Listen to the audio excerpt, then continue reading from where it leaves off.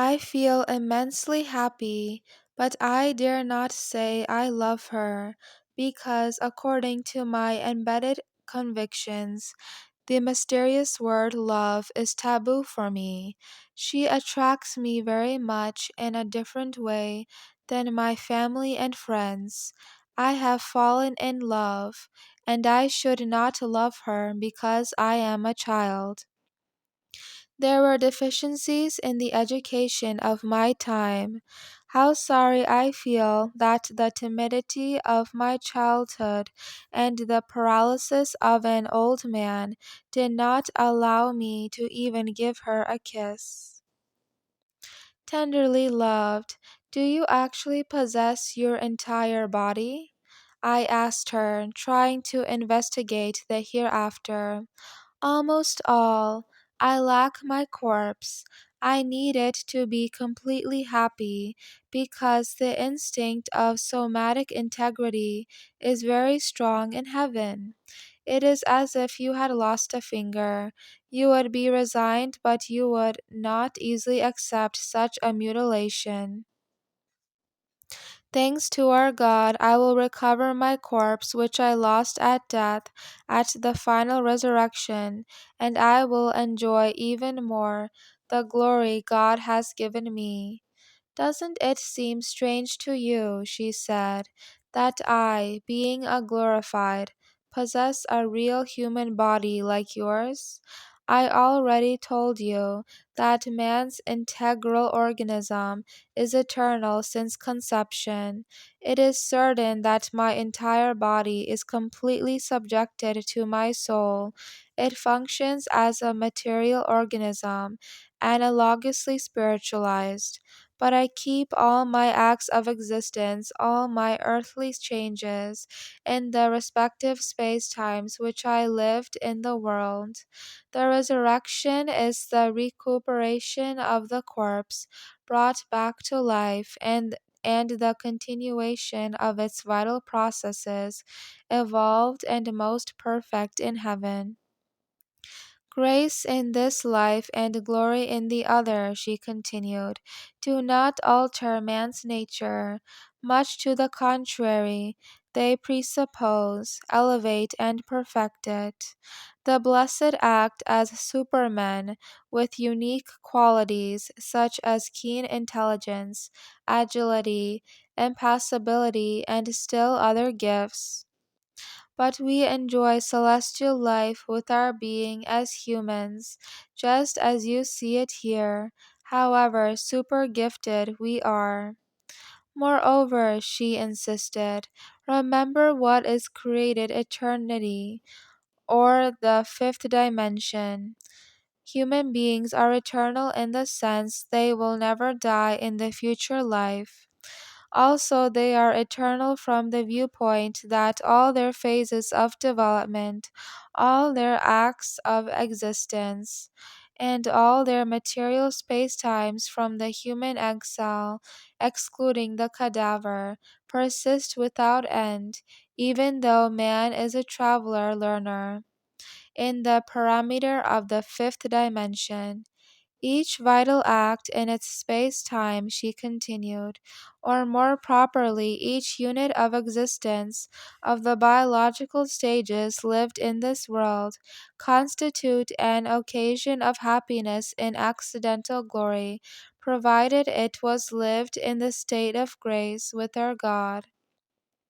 Because, as I explained to you, if the act was done in grave sin, the unity of existence will have been annihilated upon receiving divine pardon. As you can see, knowledge of the fifth dimension is a moral incentive to joyfully persevere in the strict Christian life. What then is death? Death does not consist in the destruction of man. It is far from the divine plans that death be a total disaster. Don't forget that each being remains forever from the moment it begins to exist. This is why you are able to observe your childhood body in this modified time of the past, just as you observe the living bodies of those in the living room. You now know they live in another temporal wave, distinct from the frequency of ordinary earth time. What dies, she affirmed, is only the cadaver, which, no longer able to be an organism, becomes incapable of retaining the soul.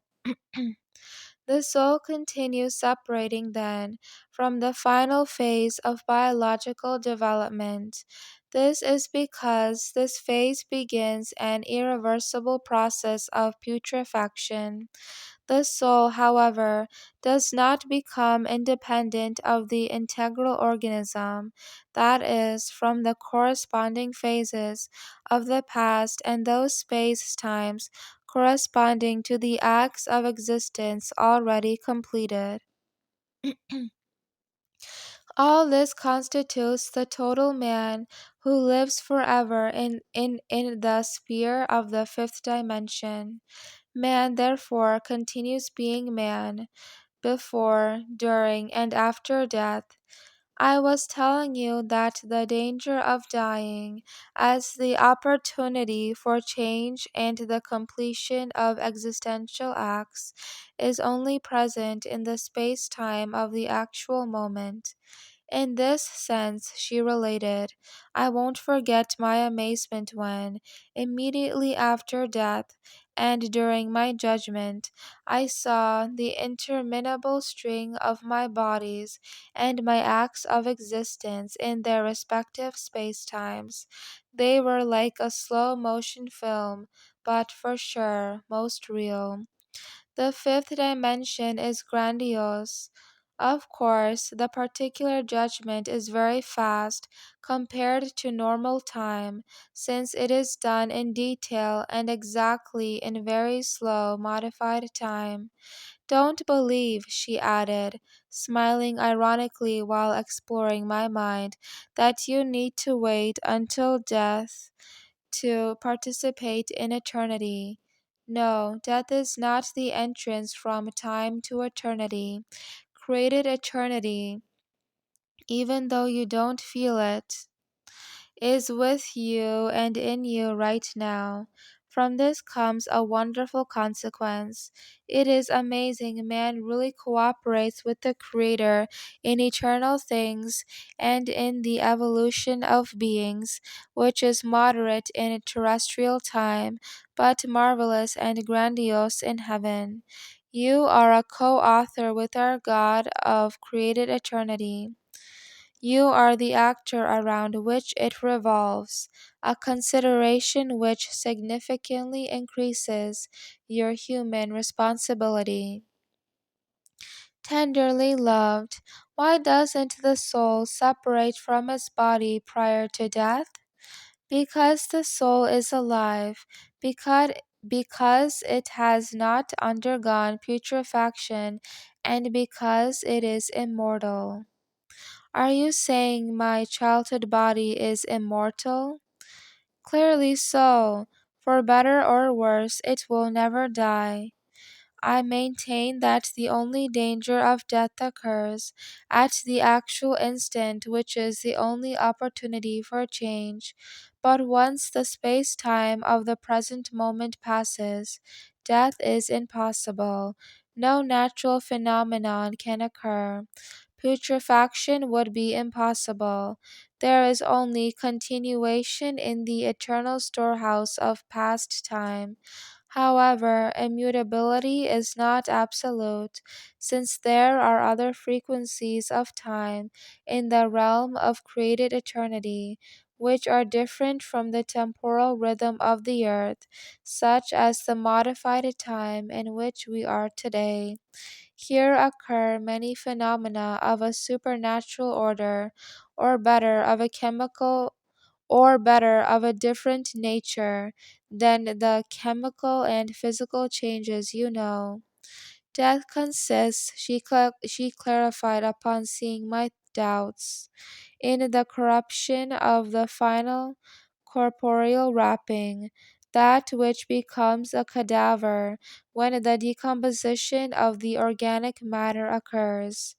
Moreover, the living cells of your prior bodies, in other words, your entire organism, continue guided by the soul in their respective space-times, and they will continue due to the intrinsic eternity of every being.